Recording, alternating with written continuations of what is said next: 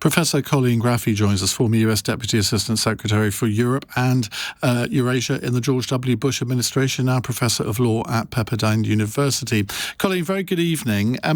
Is it rather worrying that the first thing that Donald Trump said there was, well, we'll be talking about land, which indicates to me that he's basically going to give up Ukrainian land without so much as a reference to the Ukrainians?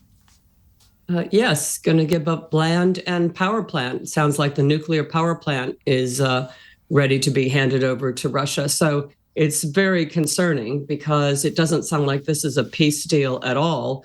It sounds like it's a deal whereby Putin will achieve all of his military goals by Trump forcing Ukraine to capitulate. And that's not really a peace deal. That's a capitulation appeasement deal. So what would the long-term consequences of that be, not just for Ukraine, but for the rest of Europe? Because it would effectively signal, surely, to NATO countries that the United States is no longer a reliable ally. Absolutely. In addition, it basically flips the international world order on its head.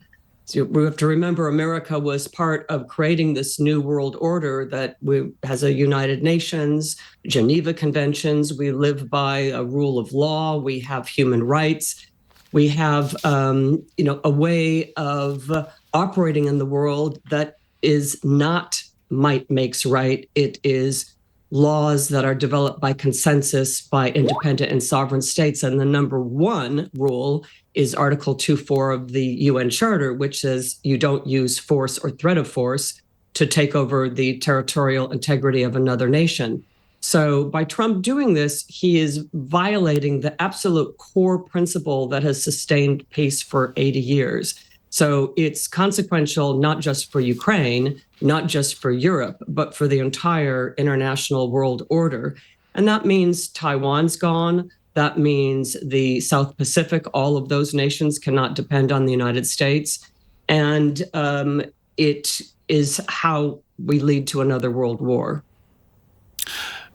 I mean, that's a pretty apocalyptic prognosis there, but a lot of people might say that this is just America going back to its traditional non-interventionist, isolationist past, which, I mean, effectively from George Washington right through until, you could argue, maybe the First World War or the Second World War. I mean, America didn't even join the League of Nations after the First World War. It was intent on looking after its commercial interests around the world, but did not see itself as a world policeman, which obviously has been very different for the last 80 years. Well, it's actually not isolationist. That's what we thought that Trump was espousing, but he's not. It goes even further back than that isolationist period. It's the period where you just have spheres of influence and you have great powers that divide up the world.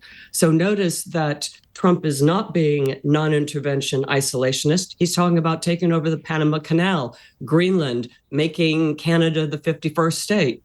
That's not isolationist, and that's not non-interventionist.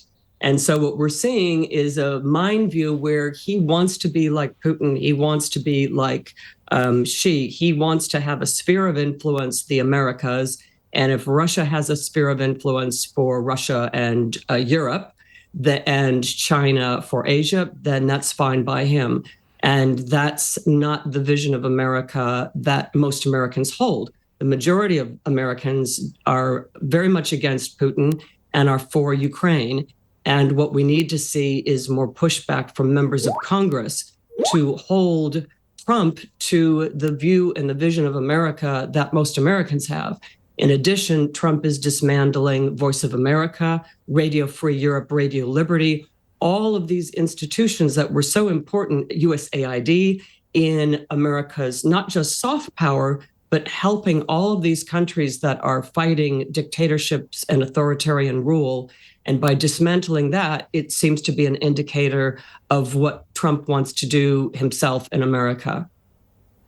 You mentioned the prospect of a third world war, which I'm sure sent shivers down the spine of many people listening. Do you genuinely think that is a prospect now? Well, let's put it this way.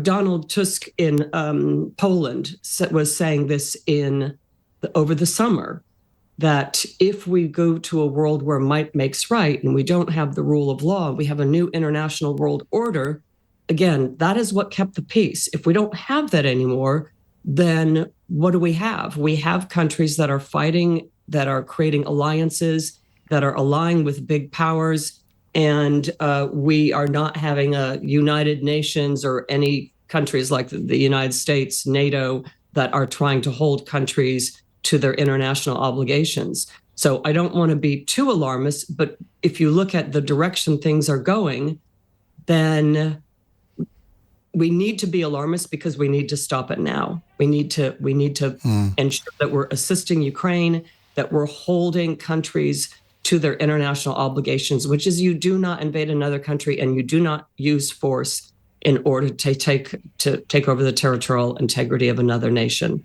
And I don't have a lot of hope for the talks tomorrow. No, well, I don't think many of us do, but thank you very much indeed. That's Professor Colleen Graffy, Professor of Law at Pepperdine University.